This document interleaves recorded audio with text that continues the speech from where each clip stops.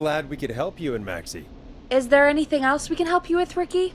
Actually, I think I have some info that might help you. Oh? What's that?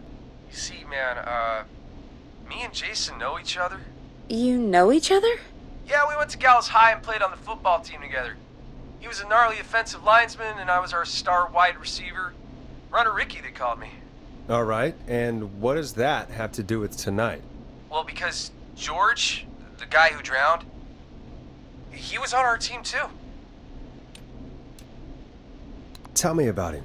What was George like? I didn't know him for long, man, sad to say. We had our first team party on the night he drowned. He seemed like such a good dude. Ricky, were you there when George drowned? No, man. Once the party turned, I beat feet out of there. Man, I remember George and his girl there. There was a whole lot of love, man. I could see it, you know? Ricky, please. What was her name? I never got her name, man. He just called her Bean. I didn't really know her before or see her after that. Then what did she look like? Please, tell us anything you remember. I just remember a pretty girl, man. I'm sorry. Ricky, you said the party didn't last long. What happened? We were just having a good time, and then the next thing I knew, everyone was running for their life. I looked up and saw a goddamn whistling man in the trees. And I never ran so fast in my life. I ran straight home. Didn't know about George until next morning at school. I'm guessing it was whistling night, wasn't it? That the whistling man was just another kid. Yeah. I don't know how George died, but I always felt like if anyone deserved to die that night, it should have been me. And Ricky, it wasn't your fault. You're not a bad person. I know that now, man. It took a long time to learn, but yeah, just thought I'd tell you all what I know. Thank you, Ricky. This helps. Thank you. You got it, man. Anyway, I think it's time for me and Maxie to free up your phone lines. Thanks for listening, man. I'll let you to it. Night, Ricky. All right, folks. Looks like we got a new lead in the case. If anyone has any info about this mysterious bean, please call in. If she was George's girlfriend back then, she's probably in her mid to late 30s now. Huh. Oh, we have another call coming in, but hang on. What's up, Peggy?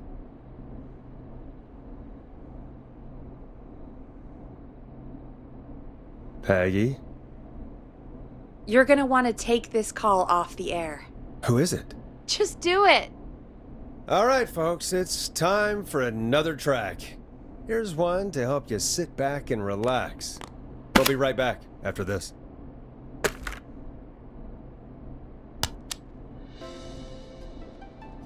You're gonna love this next track. I hope this is good news, Peggy. Who have we got? Find out for yourself on line 1. Hello? Forrest, I'm glad I got back through to you. Sounds like it's been a busy night, huh? Surprise! It's Leslie, our 911 operator, leading the charge from Henderson to come save us. It's so good to hear from you. Are you okay? We're doing okay. Sarah and I are both happy to be headed back home. We're happy to have you too. Wait, Sarah? Oh, yeah, I mean Deputy Martinez. Anyway, we got back into radio range a little while ago. We've been listening in, but haven't been able to get through until now.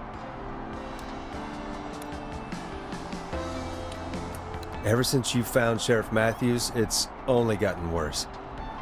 It's been a long night. Well, it shouldn't be too much longer now.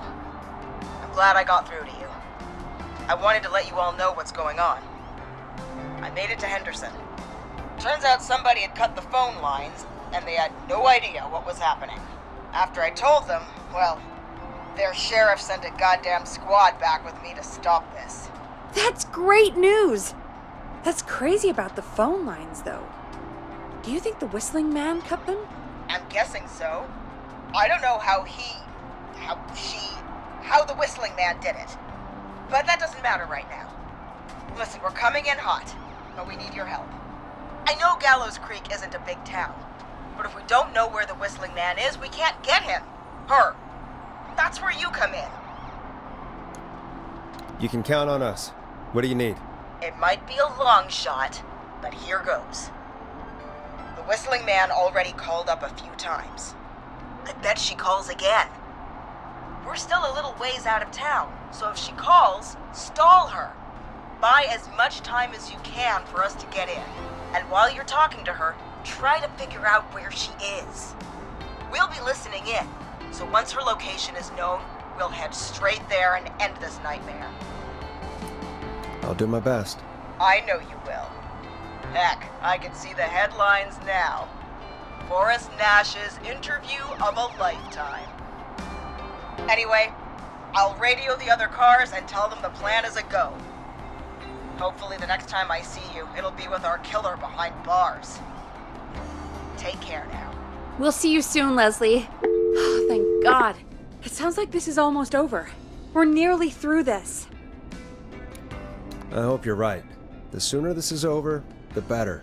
I am right. Trust me. Anyway, we should get you back on air.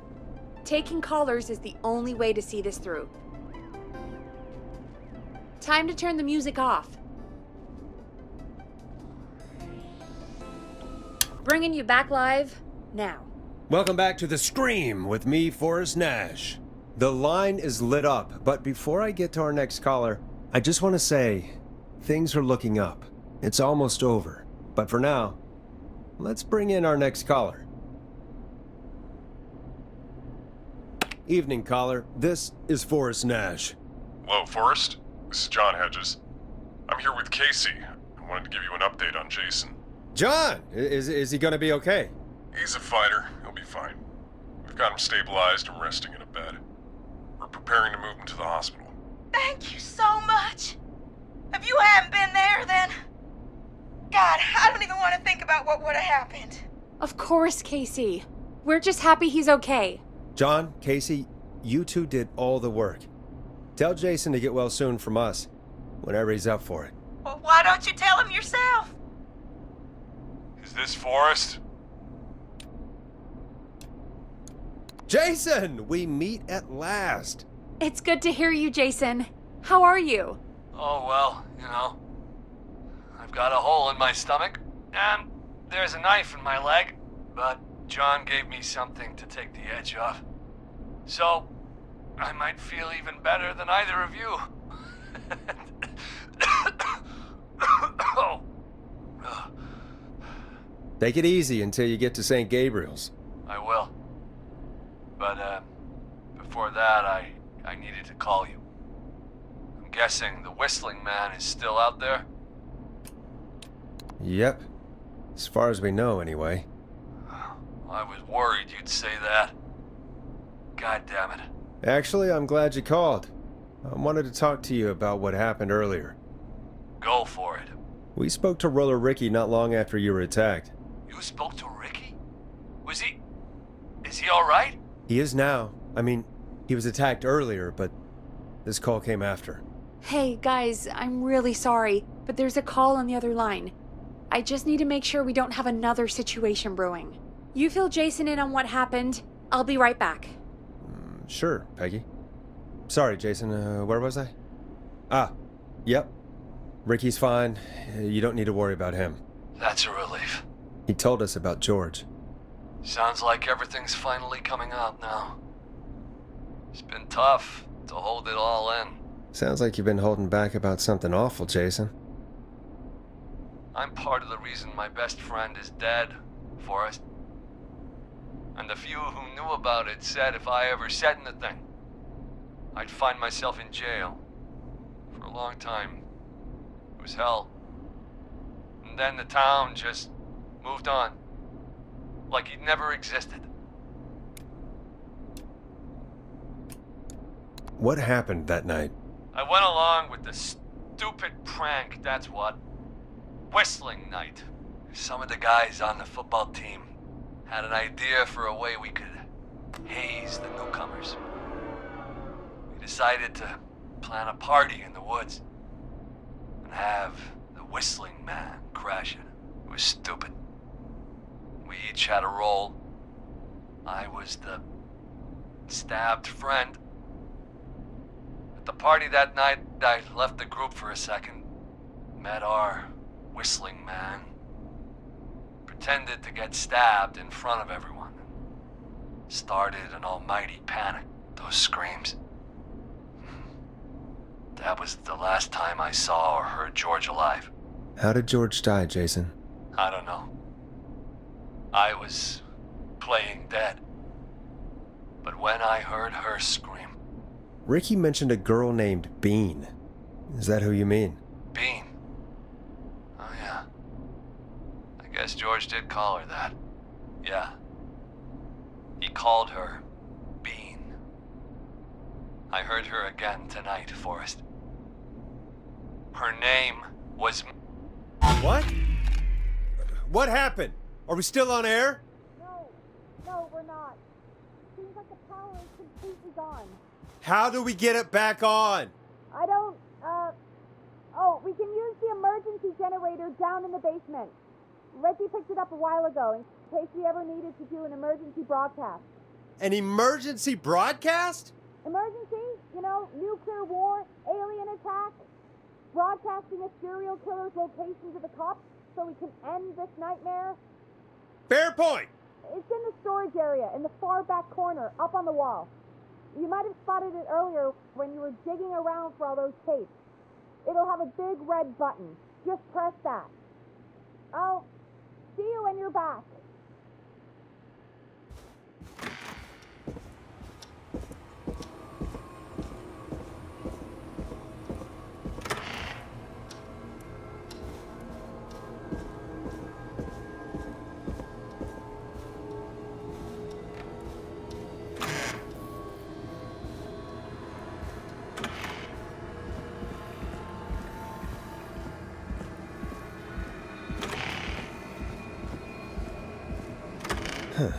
Far back corner.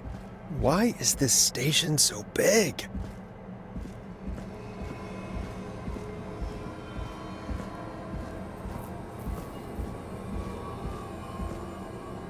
That must be it. Boom! We've got power.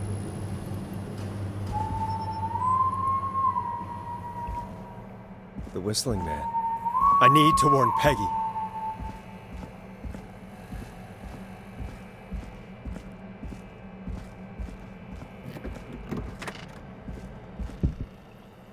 Peggy, are you there? Are you... Peggy! I need to get back upstairs.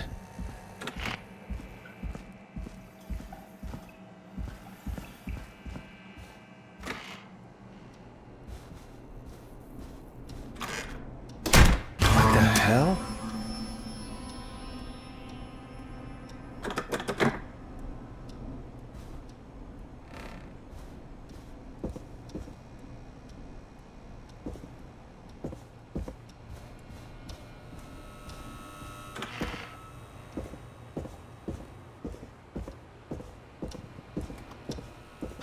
Oh no.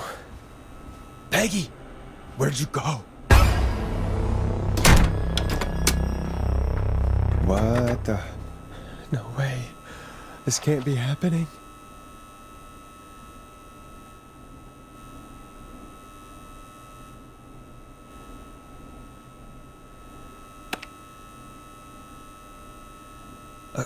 A call.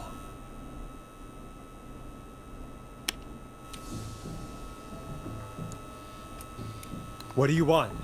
Good to talk to you again, Forrest. You know, I've really enjoyed our chats tonight. I guess we've had some moments. My favorite was when Ricky ran you out of the rink. Ha! You sure did get me then, Forrest. Where's Peggy? Have some patience, Forrest. It's almost the end of the night. Almost the end of the show. But it's not over just yet. Got a little time still. So let's make the most of it. Alright, let's. I'm happy to hear that. Huh? I thought we'd end tonight's Whistling Man special with a special guest. The one who started it all. Oh, let me take that out of your mouth and... You crazy bitch! Let me go! Welcome to the air, Mr. Teddy Gallows Jr. Wait, It's all gonna come out tonight, Teddy. Your daddy and his money saved you 20 years ago. But even if he crawled out of his coffin with all the money in the world, wait. Where the hell is Teddy? How are you talking to him if you're here with me? because I'm not there with you, Forrest, I'm here with Teddy. And if he says where that is, well, he knows he'll get it. Wait, then who am I looking at? Forrest Nash, let me introduce you and all of Gallows Creek to my boy, Henry Barrow. Your son? You mean you... Wait, did he? Yes, Forrest. He and I had a son. So there were two whistling men tonight. Of course! That explains how you were always able to get around town so quickly. And that's how you escaped the secret archives in the newspaper office. Don't think I've forgotten about that, Forrest. Locking my sweet boy away like an animal. Hang on. Did you say Barrow? That... Are you... Let me just get this mask off. Damn uncomfortable thing. No wonder Mooney went crazy wearing this. There we go. Marie? Marie Campbell? George's old girl. Oh. Well, it sure has been years since I last saw. Oh, God damn it. I'd be quiet if I were you, Teddy. But I'd listen to Forrest. Everyone's gonna know now what Teddy did. He killed George that night. This night. 20 years ago. Listen to me. You... You're gonna talk when I talk to you. And not a moment before. Meanwhile, Forrest, I'm gonna give you the chance to talk. You're gonna help me reveal what really happened to George all those years ago. Okay, Marie. I'll do it. Good. Then let's talk about the night George was murdered. Murdered? Listen, I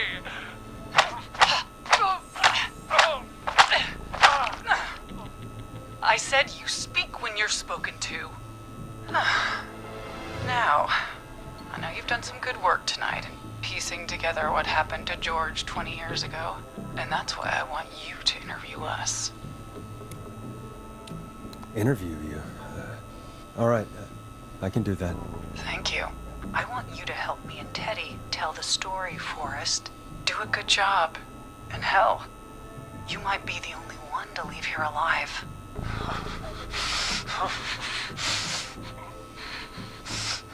I need to drag this out. If I can buy Leslie time to get back to Gallows Creek, and if I can find out where Marie is, then this can end. Teddy, we'll start with you. Just, talk me through what happened that night. How did it start? How would I know? It was 20 years ago. Do you want to die, Teddy? Because if you don't start talking... Ow. What the hell? God damn it. Okay. Our first team party was coming up. And when I saw the date it was scheduled for, I had an idea for a way we could prank the new guys. I understand that kids in Gallows Creek know tonight as Whistling Night. I'm guessing that's what you mean? Well, we didn't have a name for it then. It was just the night that Mooney went missing. But Whistling Night is what they'd call it later. Wait. You mean this was the first Whistling Night? Keep talking, Teddy. We went up near Whistling Point. God, who was there? Me, Jason, and George, of course. But George didn't come alone. He brought Marie. And Roller Ricky, he was there too, wasn't he? Yes, Ricky was there too. Runner Ricky, our wide receiver. I helped him off the bottle, you know. Because I'm a decent man. Is that so? Yes, it is. He came apart one day. Some people do. He had some issues. Wasn't stable. I didn't want him to hurt his chances in life. So, I helped him keep himself together. You were afraid he would talk about that night, weren't you? Keep talking. About midway through the night, we put the prank into action. We looked up at the trees and saw Jason there. Bloody, like he'd just been stabbed. And the Whistling Man. Everyone screaming. George and I and Ricky, we got left behind. But Ricky was in on it too. I know he was. He and Teddy were as close as anybody. Teddy must have told him the plan. No, Marie, you're wrong. Ricky didn't know. What? Did you miss that part of the broadcast? I spoke to him earlier. He had no idea what was happening. He said he was as terrified as anybody. Isn't that right, Teddy? You didn't tell him, did you? Ricky never could keep his mouth shut. If we told him, he would have given everything away. But well, it doesn't matter. He didn't run his mouth enough to tell anybody about it afterwards. He's still guilty. It was just a stupid prank. How can you still say it was just a prank? Oh, come on. God damn it. You made George think Jason had been murdered. He thought his best friend was dead. And so tonight you stabbed him for real? It's the role he wanted to play. Jason's still alive, Marie. He was with a friend. We talked her through how to stop the bleeding and got him professional help just in time. Oh. Well, shame he didn't have the good sense to die earlier. He's gonna regret that. Enough about him. Me and George took off running, but somehow we got separated in the woods. I ended up near the bottom of Whistling Point, and when I noticed George wasn't with me, I panicked. And then, I don't know how he snuck up on me, but the Whistling Man grabs me. I scream, and he starts laughing, telling me it's just a joke. I could stall for time here. Who was it, Marie? Who was the Whistling Man? I suddenly recognized it was Chuck. Chuck Brody was the Whistling Man, laughing away. But then he stops, and he's looking up at the top of Whistling Point. What was he looking at? Teddy, what happened next? Nothing. I mean, it was just Teddy? George fell off Whistling Point. Where were you when it happened? You pushed him. You were up there. You were dressed as the Whistling Man too, and I didn't push him, god damn it! I just chased him up there and he kept backing up. When I saw he was about to go over, I reached out. That's what you saw. you liar! It's not my fault. He didn't know it was a joke.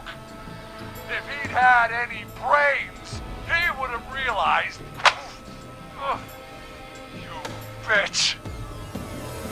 No one's going to believe this.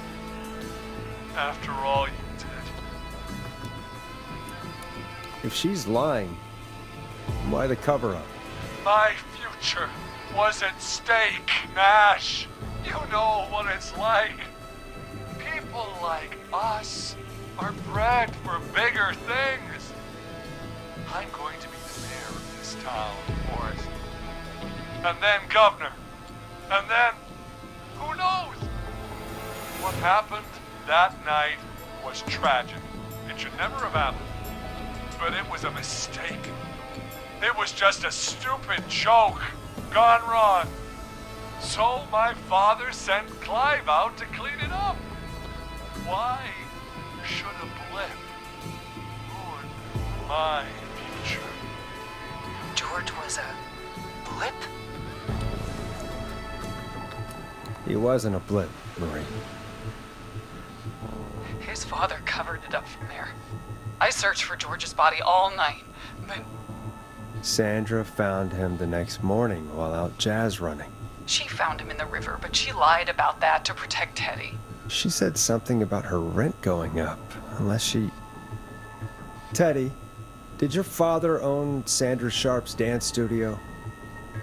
It's Gallows Creek, not Sharp Creek.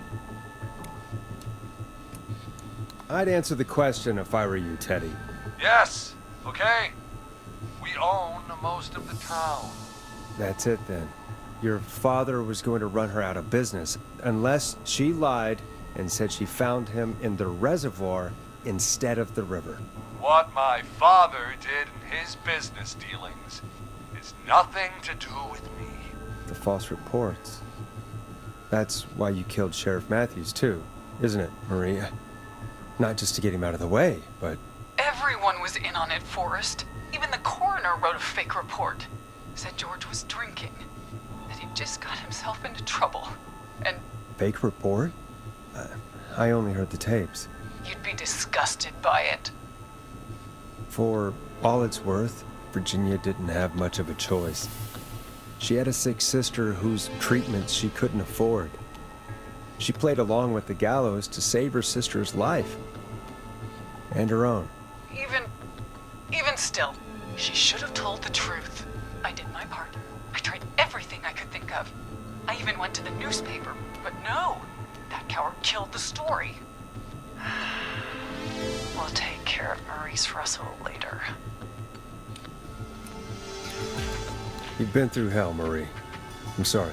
You've got no idea. You never should have started. You shouldn't have pushed my George off a cliff. He should have been punished. But it's coming to a stop. At least for now. Here, where George and I first met, before he joined your football team, was right after he shot the winning throw. Wait a sec. You're at Gallows Creek High, in the gymnasium. That's right, Forrest. Not that it matters, but yes, we're here. Anyway, I think that about wraps up the interview with Teddy. So... Marie? Where? Oh my god. Peggy! Teddy? You gotta help me. Quiet. You'll talk more later. Now I have to talk to someone who mattered more than you ever did. Peggy. It's been so long since I've seen your face. I worried you wouldn't come. Marie! Oh my god. I thought you... And here I was, thinking you'd forgot me. I'd never forget my own sister. Sister? Peggy, what's happening? Why are you even there? Wanna explain, Peggy? Earlier, while you were speaking to Jason, I got a call. You remember? Well, it was from Dawn. She said that my sister Marie was there that night George died, and that I should come to the gym for a reunion. And when you walked in, you found out. That my sister is the Whistling Man. Good to see you too, Peggy. Why didn't you tell me any of this? She said that it was my last chance to see my sister. I knew if I told you, you'd try to stop me or cut come with me when we need you on the radio. And I just... I'm sorry. This has to be a lot for you. What happened to you, Marie? You just disappeared one day. Disappeared? I was thrown out, Peggy. I begged Mom and Dad to do something about what happened that night, but did they care? No, they told me to stay quiet. They only cared when they learned I'd been with George. And Marie, I'm so sorry. I never knew. It's not your fault. Really, it's Mom and Dad I should be seeing right now. But since they're dead and gone, well, I'll have to settle for the next best thing. Wait. Is that why you went after that kid in the maze? Eugene Stein? Because his parents? That's right. Eugene's parents were there that night, too. They got themselves killed in a bus accident. And since only their child was left... Marie, please. Mom and Dad are gone, Peggy. Besides, you forgot me. Just like the rest. You forgot. Marie, Peggy never forgot about you. Keep your mouth shut. She kept a card from you. She kept it here on her desk. What card? The card you made me for my 8th birthday. What does it say then? Happy birthday, Peg. Now you're great and 8. Love, M.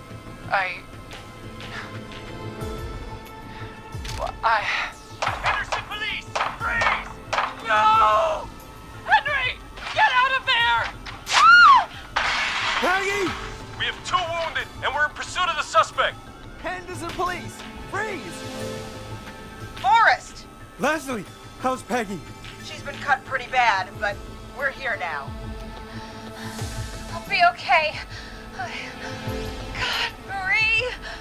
Hey, Zara! I need you to look after Peggy. She needs help. Now, we got here just in the nick of time. Where's Marie? She bolted right as we got here.